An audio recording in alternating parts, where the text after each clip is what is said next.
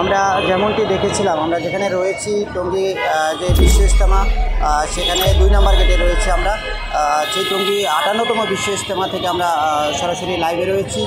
আমরা যেমনটি জানাচ্ছিলাম, টঙ্গী 58তম বিশ্ব ইজতেমা থেকে এখন পর্যন্ত যে মুসল্লি আগমন হয়েছে, অসংখ্য মুসল্লি আসছে এখানে।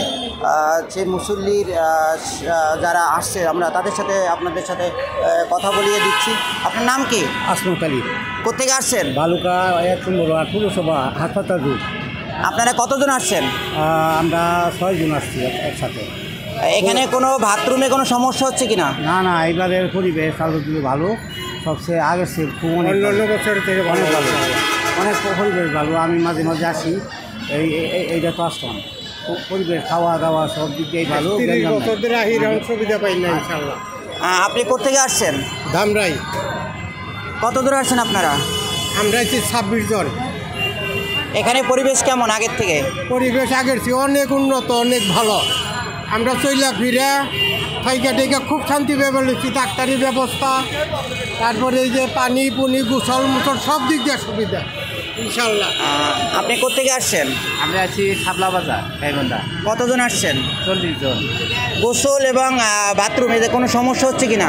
কোনো সমস্যা নাই এবছর। 18 বছর থেকে এবছর খুব ভালো চলছে।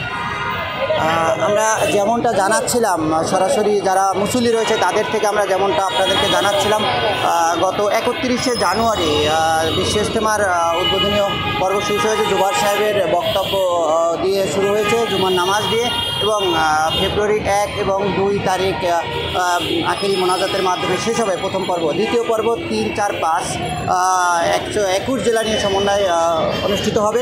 প্রথম পর্ব 41 জেলা নিয়ে শুরু হয়েছে, ঢাকার কিছু অংশ, এবং দ্বিতীয় পর্ব 21 জেলা নিয়ে হবে।